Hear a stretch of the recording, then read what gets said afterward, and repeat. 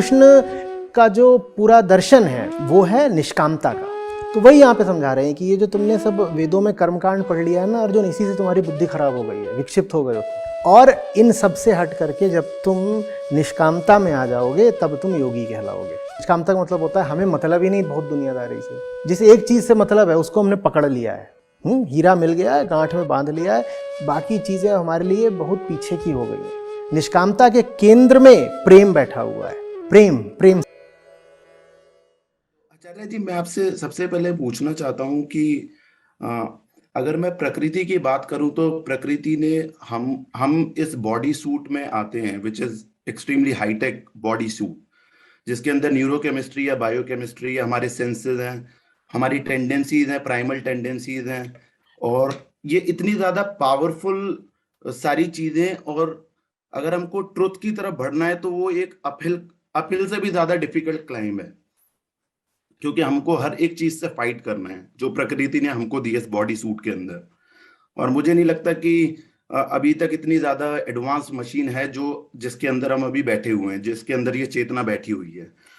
तो अगर हम प्रकृति को रियलाइज कर सकते हैं मटेरियल सक्सेस के थ्रू, या फिर अधर्म करके या फिर धर्म करके, या किसी भी वे में प्रकृति को रियलाइज कर सकते हैं, हम उसको आगे बढ़ा सकते हैं, तो ट्रुथ की तरफ बढ़ने की जरूरत क्या है? एक क्वेश्चन ये है, क्योंकि ट्रुथ के तरफ बढ़ने का मतलब ये है कि जो चीज हमारे अंदर प्रेजेंट है उससे ही फाइट करनी है हमको। पहला क्वेश्चन तो यही है। पहले पर ही रुक जाओ, ये रियलाइज कर सकते हैं माने क्या? रियलाइज मतलब जान सकते हैं हम ट्रुथ को। अरे तुमने भी कहा प्रकृति, तुमने कहा प्रकृति को रियलाइज कर सकते हैं, तो उसका मतलब क्या? काम कर सकते हैं, हम मटेरियल को भोग सकते हैं, या फिर जो भी इस संसार में जो भी चीजें हैं उसको एंजॉय कर सकते हैं, इंस्टेड ऑफ अपनी ही जो ईगो को काउंटर करना, अपनी ही टेंडेंसीज को काउंटर करना, अपनी ही बाइसेस को काटना।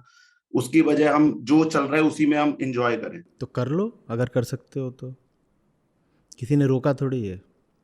जी, बट मेरा इंक्लिनेशन इसी तरफ है कि मेरे को ट्रुथ की तरफ जानना है, बट मैं ये जानना चाहता हूँ कि प्रकृति ने जो चीज हमको दी है और जिस तरफ हमको जाना है वो टोटली ऑपोजिट डायरेक्शंस हैं। तो इसमें कई बार हमारी जो इंक्लिनेशन होती है इजी पाथ की तरफ होती है कि चलो मजे ही कर लो, instead of fighting your own. अरे मजे हो रहे हो तो कर लो ना, हो कहाँ रहे हैं? जी, निचले स्तर पर जो नीचे स्तर की जो ईगो। हाँ, उस निचले स्तर पर ही, किसी भी स्तर पर तुमको मजा आ रहा हो तब ना करोगे, मजा आ नहीं रहा तो कैसे कर लोगे? ऐसी सी बात है कि किसी को गटर में डाल दो तो बोले चलो पार्टी करते हैं, कर सकते हो तो कर लो, करने की कोई मनाही नहीं है, कर नहीं सकते ना। हाँ, जब माया आचार्य जी या फिर जो भी हमारे देख दिखावा जो होता है, जब वो पूरे जोर पर होता है उस पर्टिकुलर मोमेंट पे ऐसा ही लगता है कि हम ही राजा हैं, हम ही मजे कर रहे हैं, और कई बार मुश्किल हो जाता है उसको काउंटर करना। पार्टी में किसी ऐसे को बुला लो जो पार्टी खराब कर दे, परमानेंट इनविटेशन किसी को देकर रखो।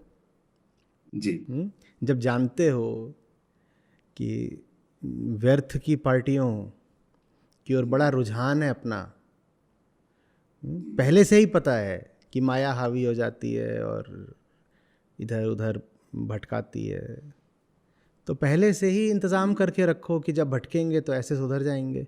या फिर अपने आप को ये समझा लो कि भटकने में ज़्यादा मज़ा है। अगर बहकने में ही रस है, बहकने में ही तुम्हें आनंद मिल रहा है, तो बहकने में फिर कोई बुराई नहीं, क्योंकि अंतिम बात तो देखो आनंद है। अगर किसी को बंधन में आनंद मिल रहा हो तो मैं बिल्कुल नहीं बोलता हूँ कि तुम मुक्ति की ओर बढ़ो,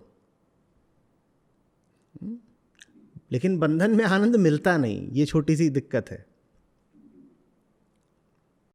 हैप्पीनेस मिलती है, आनंद नहीं मिलता है। जो भी मिलता है वो,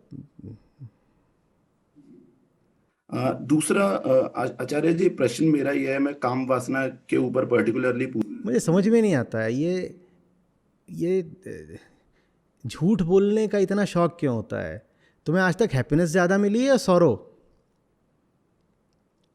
अगर हैप्पीनेस बहुत मिली होती तो मेरे सामने आते नहीं, मेरे सामने कोई हैप्पी आदमी नहीं आता, कभी नहीं आता। सामने यहाँ बैठे हुए हो माने हैप्पीनेस से ज़्यादा सौरो मिली है, पर जैसे ही मैंने बोला कि वो फलानी जगह है वहाँ पर अगर आनंद मिलता हो चले जाओ, तो ये नहीं बोल रहे कि वहाँ सौरो मिलती है, बोल रहे वहाँ हैप्पीनेस मिलती है। पिटाई इतनी करवाई होगी ज़िंदगी में कि मेरे सामने आना पड़ा लेकिन मान नहीं रहे हो कि हैप्पीनेस से ज़्यादा सौरो मिली है, तुरंत ये बोले हैप्पीनेस मिली है, जबकि नियम ये है कि हाँ, बट अल्टीमेटली सॉरो ही मिलता है। अल्टीमेटली क्या होता है? अल्टीमेट तो मतलब होता है आखिरी बात। आखिरी बात तो कुछ है ही नहीं, तुम तो अभी भी हैप्पीनेस की तलाश में हो। वो तो एक सीक्वेंशियल चीज़ है, क्रमबद्ध है। एक इकाई तुमको सुख मिलता है, 10 इकाई तुमको दुख मिलता है, फिर जब दुख बहुत बढ़ जाता है, दुख थोड़ा कम होता है तो लगता है सुख मिल गया, फिर सुख भोगने लग जाते हो, फिर दुख बहुत सारा आ जाता है। तो उसमें अल्टीमेट क्या है? अल्टीमेट तो कुछ भी नहीं है, सीक्वेंशियल है, क्रमबद्धता है ना, एक ऐसे कड़ी दर कड़ी बात आगे बढ़ रही। तो उसमें क्यों तुम ये पक्षपात कर रहे हो कि अपने आप को बता रहे हो कि सुख मिला? मैं किसी को एक टोकरा दे के जाऊँ, उस टोकरे में एक साबुत सेब हो और 20 सड़े सेब हो, सड़े भी नहीं जहरीले, और वो कहे कि देखो आज सेब आया, आज सेब आया, तो ये आदमी कुछ गड़बड़ हो गया ना। उसको बोलना ये चाहिए था आज जहर आया, जहर आया। पर जो 10 जहरीले सेब हैं वो उनको बिल्कुल नज़रअंदाज कर देना चाहता है। वो खुद भी क्या याद रखना चाहता है? वो जो एक पल मिला था खुशी का, उसका याद रखते हैं। क्यों? क्योंकि उसको फेसबुक पे डाल दिया था, उसको सबसे बताते रहते हैं, उसी को बार बार मानसिक रूप से दोहराते रहते हैं कि देखो मुझे ये मिला, वो मिला। अब आत्म प्रवंचना माने सेल्फ डिल्यूजन का तो फिर कोई इलाज नहीं है ना। और स्वेच्छा है हमारी, ये हमें ये अधिकार मिला हुआ है कि अगर हम अपने आप को ही बेवकूफ़ बनाना चाहते हैं तो बनाए रख सकते हैं। लेकिन आचार्य जी, जो माया के अनंत रूप हैं और वो उसके अनंत एंकर्स हैं, और वो एक रूप से नहीं तो दूसरे रूप से ललचाई लेती है, तो इसका कोई आप फ्रेमवर्क या अल्टीमेट फॉर्मूला दे सकते हैं कि किसी भी रूप में आए आपको नेति नेति करना? रूप वालों से बच के रहो जी। सब रूप है ना, तो जो भी है रूप है, ऐसा रूप वैसा रूप जब भी है, तो उन सब में एक चीज़ साझी है ना कि रूप है। तो जितने भी रूप वाले हैं उनसे ज़रा बच के रहा करो, बस यही है। ये मत कह देना कि इस तरह के रूप से बचना है, कह दो जहां रूप है वहीं बचना है।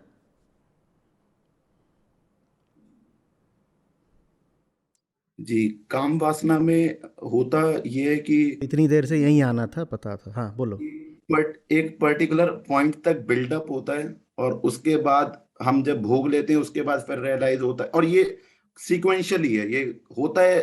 फिर एक डोपामिन हिट मिलता है, मजा आता है, फिर विड्रॉल होता है, फिर मिलता है, फिर विड्रॉल, ये कॉन्टिन्यूसली चलता रहता है। और जब वो पदार्थ बॉडी में बढ़ता है या फिर आप कुछ भी जो वो एक पर्टिकुलर जो मोमेंट होता है उस पर नहीं कंट्रोल होता, तो उस और अगर उसको सप्रेस करते हैं तो उसके दूसरे साइकोलॉजिकल अलग तरीके से मैनिफेस्ट करता है, whether it is frustration, anxiety, कुछ भी चीज हो सकती है। तो इसको कैसे हम मैनेज कर सकते हैं? देखो,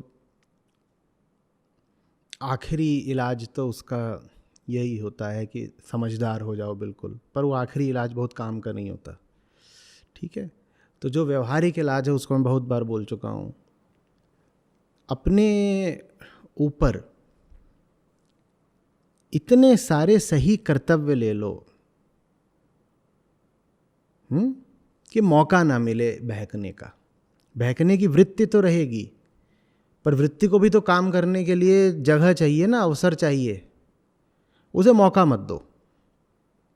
चोर भी चोरी करने के लिए क्या मांगता है? रात, सुनसान जगह, अकेलापन, चौकी से थाने से दूरी। तुम ऐसी जगह हो जाओ जहाँ चौकी थाना पास में हो, तुम सुनसान जगह पर पाई ही मत जाओ। चोरी करोगे कैसे? भीतर चोर बैठा रहेगा पर वो घुटता रहेगा, उसको चोरी करने को मिलेगा नहीं। वो याद है, वो एक था वीडियो में, वो स्त्री कल आना। अभी समय नहीं है, भीतर कोई बैठा है जो ये नहीं बोल पाएगा कि मत आना, लेकिन अभी समय नहीं है तो बोलेगा कल आना। ऐसे कल कल कल कल करते रहो। और फिर अगर किसी दिन फंसी जाओ मान लो, तो इतनी तो फिर बुद्धि रखो कि उसमें अपने समय और ऊर्जा का जो न्यूनतम निवेश संभव हो उतना ही करो।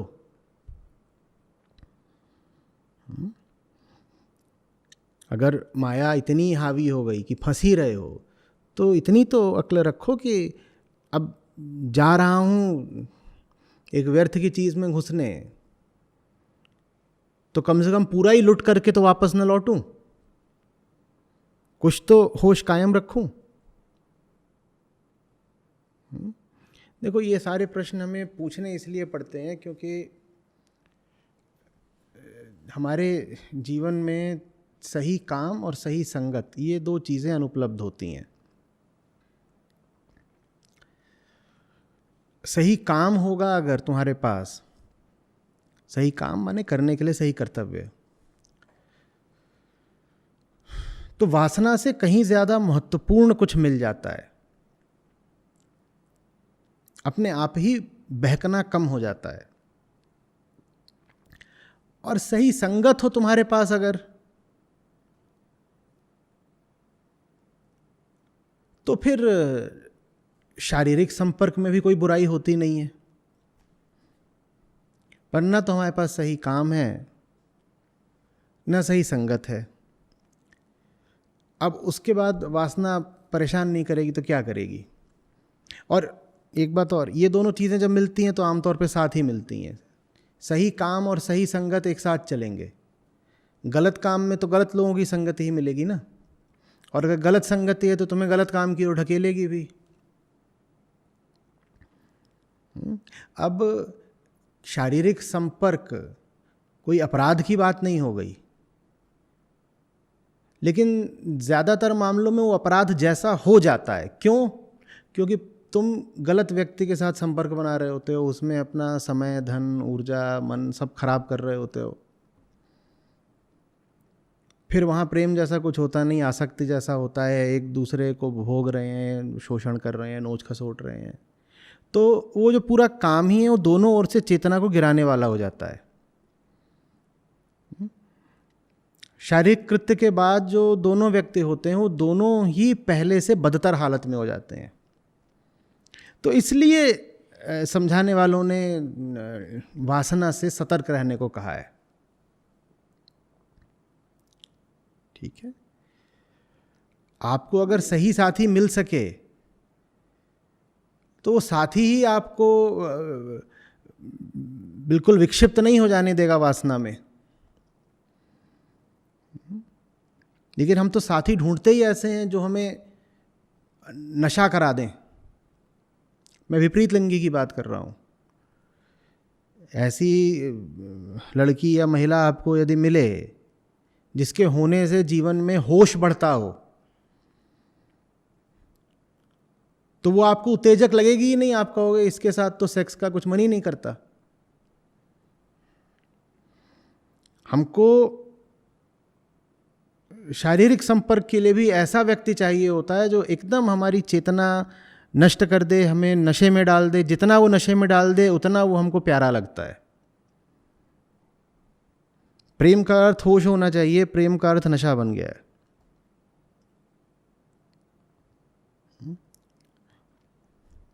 और प्रेम का अर्थ जब नशा हो जाएगा तो फिर प्रेम एक समस्या बन के खड़ा हो जाता है। फिर उसको आप लेकर के आते हैं कि वासना एक समस्या है। अगर आप सही संगति में होते तो वासना समस्या नहीं होती। वासना दो व्यक्तियों के बीच होता एक सहज काम होती। एक स्त्री है, एक पुरुष है, और उन दोनों में स्वस्थ संबंध है। दोनों ऊंची बुद्धि, ऊंची समझ रखते हैं। जब वो सब कुछ समझते हैं तो फिर ये भी समझते हैं कि उन्हें अपने शरीरों का क्या करना है। अब उनके लिए वासना एक समस्या नहीं है। तो अपनी पूरी जिंदगी को ही ऊंचा ऊंचा और ऊंचा उठाओ, इसके अलावा कोई समाधान नहीं है। और ऊंचा उठाने की प्रक्रिया में इतने व्यस्त हो जाओ कि बेकार की चीज़ों के लिए समय ना रहे।